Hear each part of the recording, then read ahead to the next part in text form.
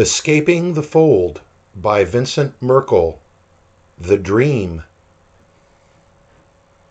As the tempest raged over the volcano and Christos beguiled the beguiler, I was a guest on Teleonisi, reaping the benefits of refuge and shelter against the storm. I accorded Alexandra the proper deference and respect due to any gracious host.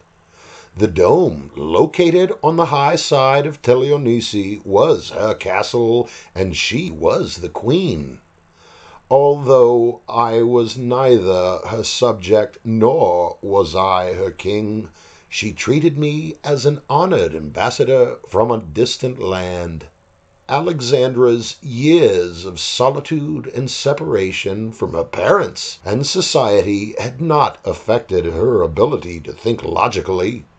She handled her emotions in a strict and disciplined way, but a tempest of fear, fury, love, and curiosity raged under her cool facade. I was quite talented at inadvertently bringing those qualities to the surface, but her curiosity was always the most obvious. My main focus was to get off of the island, as was Alexandra's, but she had suffered years with savages and Linnea Hydra as her only neighbors. Their effect on her was a maddening pessimism about her ability to escape and reunite with her parents and civilized society. She was skeptical about my optimism for leaving the island, but her curiosity was a tool she used to build her hope. I do not know if it was her naivety or her brilliance that guided her questions that always came after her stories. Alexandra assured me that her parents were alive and well on Deuteronomy, along with two stranded seamen, my friends Vangelis and George. I was skeptical about her knowledge and doubted her claims, as she had verbalized the fact that she hadn't seen her family in 5 years.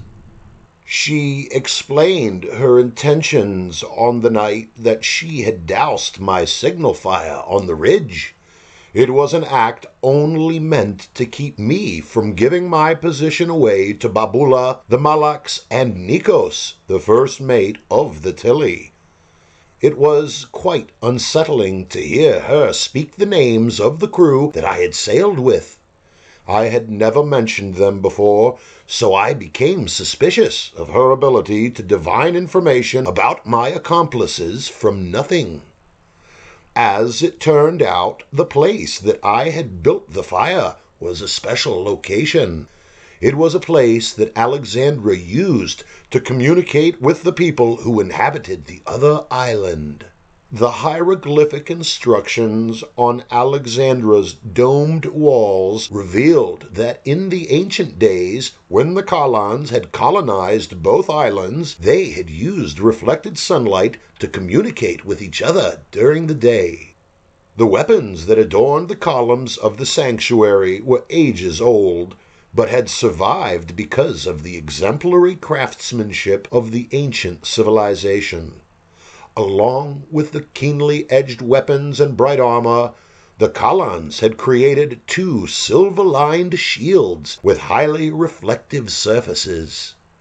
One of those shields was on Teleonisi and the other on Deuteronomy.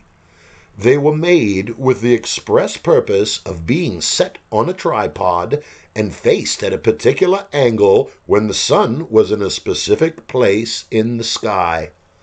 A chart engraved into the shield allowed for different settings of the tripod that corresponded with the time of day and placement of the sun. The tripod held the shield in a cradle that allowed the reflective artifact to be moved upon a horizontal axis. A vertical axis allowed for tactical communications with seafarers. The result from the point of view of a predetermined place on the other island was flashes of light that were akin to Morse code, and thusly the Kalan tribes of old and of today spoke across the vast expanse of salt water between the islands.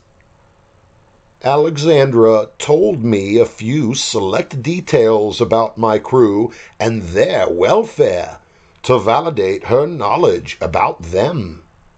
Vangelis and George had earned the trust of the Kalans through various deeds and had subsequently warned the Kalans and Sataki's couple about the dangerous and nefarious nature of Nick, who was spotted on Deuteronomy.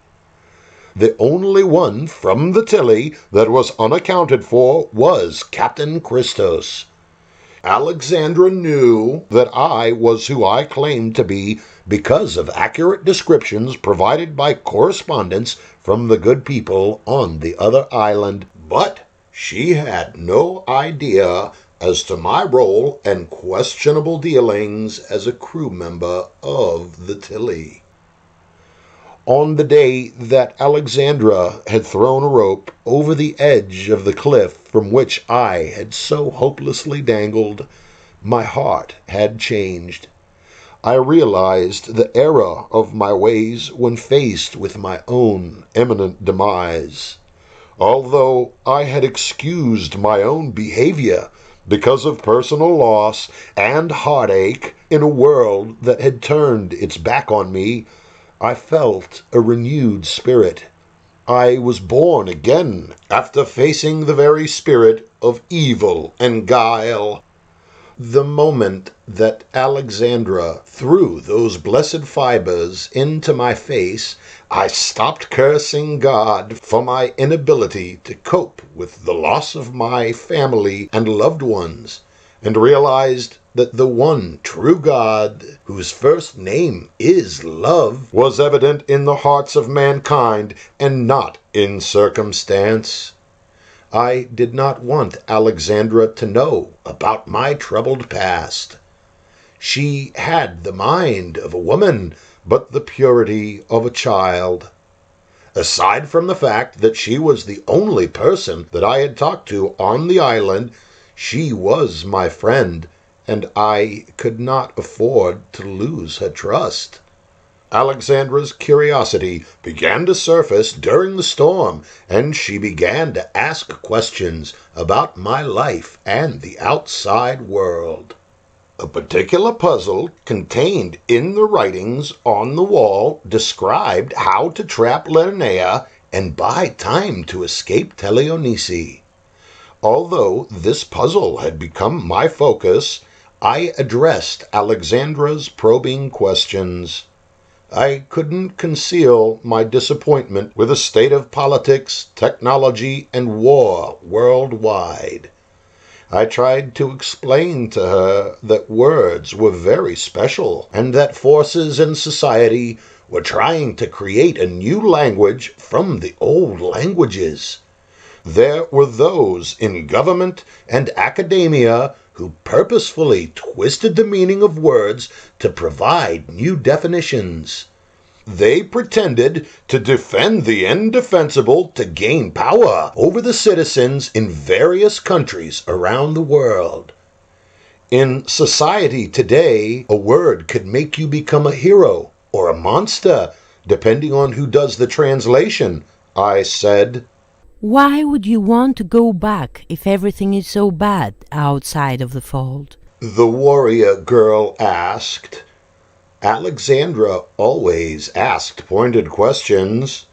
It sounds to me like the Babula has good competition and might not be the most horrible thing out there, the way you state things.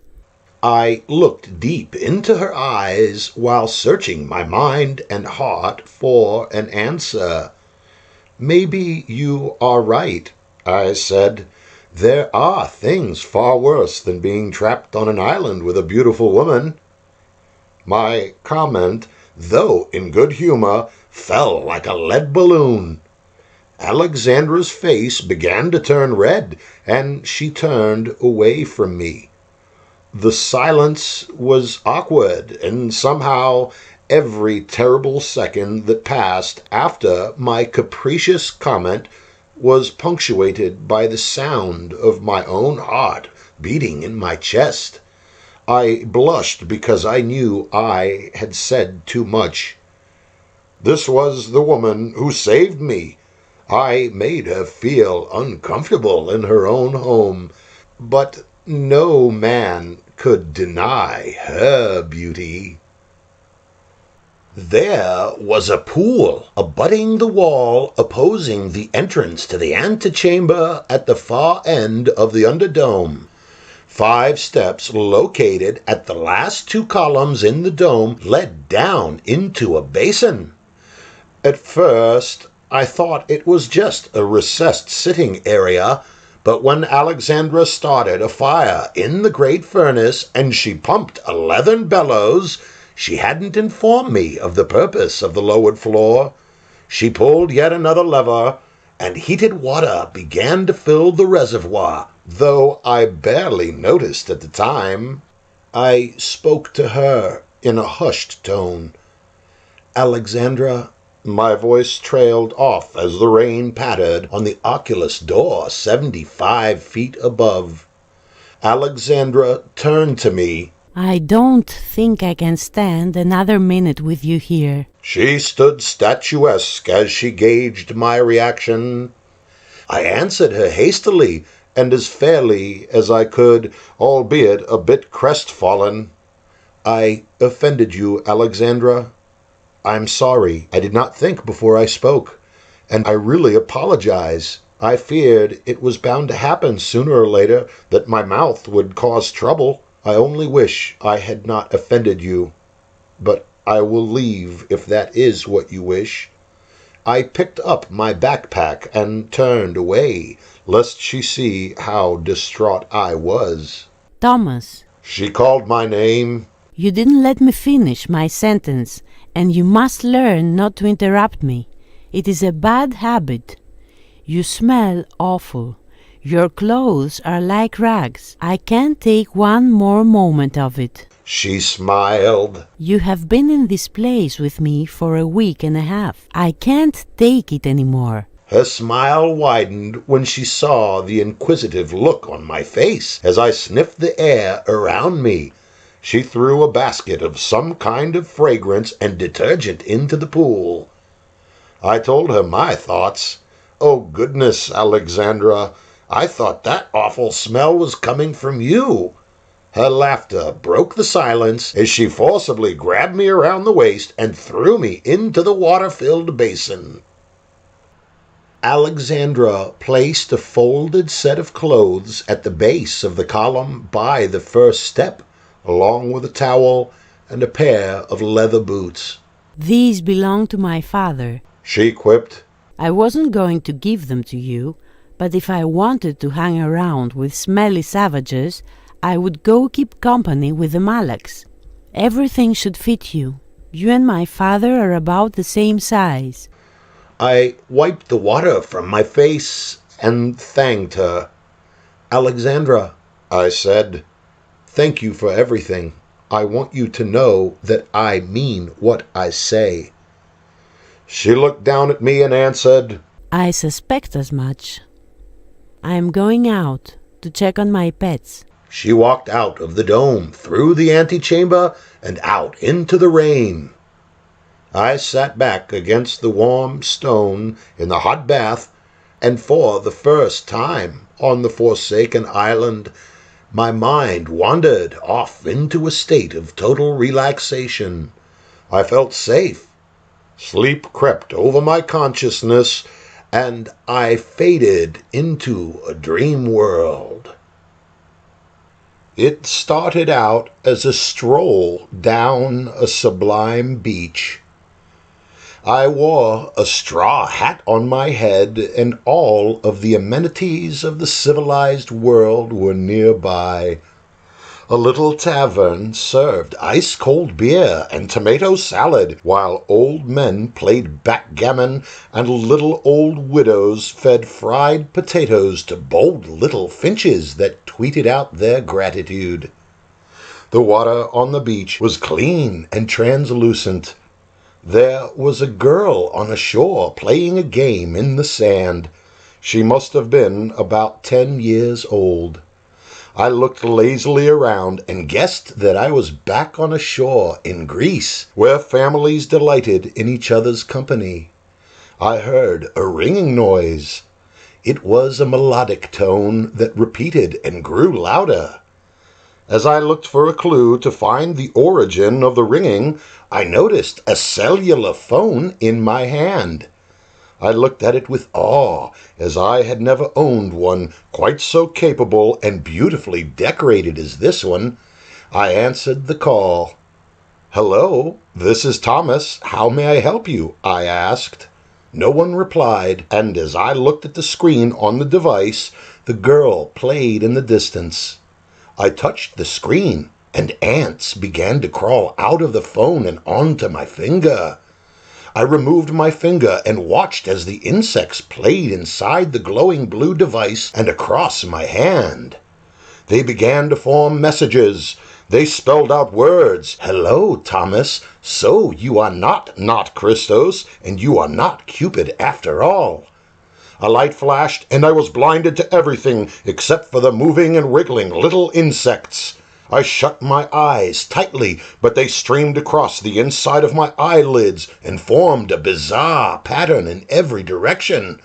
The sound of Linnea's laughing voice filled my head. "Look, it is beautiful, Thomas," he taunted.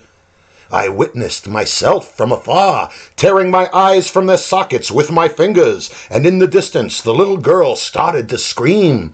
Thick black cables shot out from the sea and wrapped themselves around her limbs and began to drag her towards the shoreline. From across the beach, and paralyzed, I watched myself remove my hands from my head. A thick stream of red and black ants poured from the place that my eyes used to be. I frantically called out to the girl, "Fight! Fight the beast, little one!" As I was outside of myself, looking at the scene, I had no control over my actions. My dream self was afflicted with blindness and stumbled hastily towards the sound of the girl, while the insects flowed from every orifice on my head.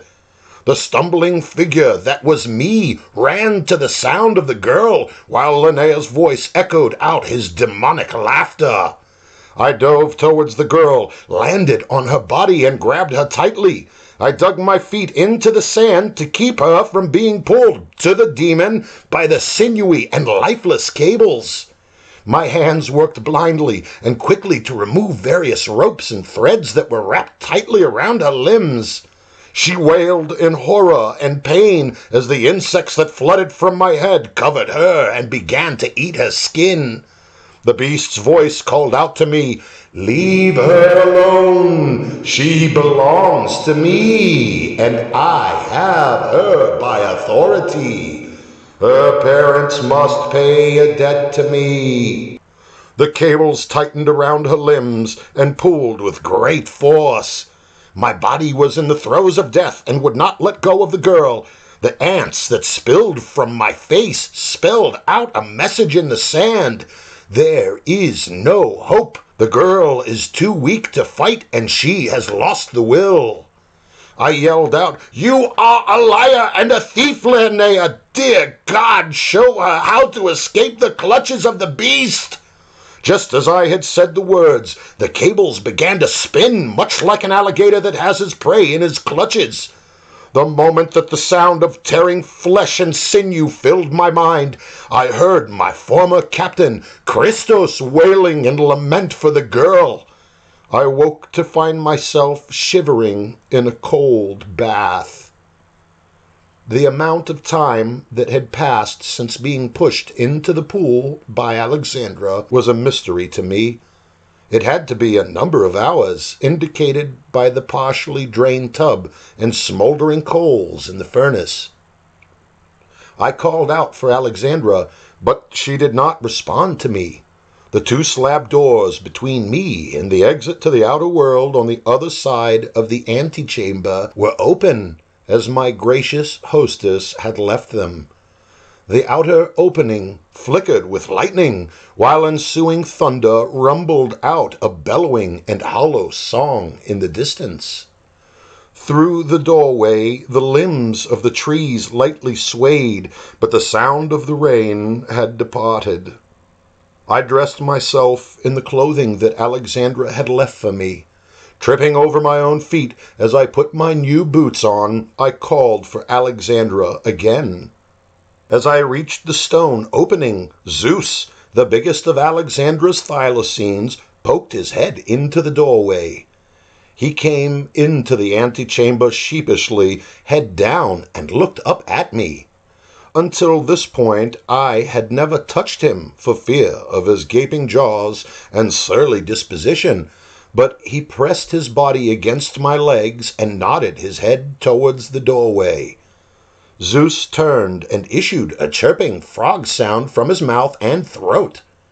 In the distance, a similar chirp answered his call. I put my hands to my mouth and mimicked the sound.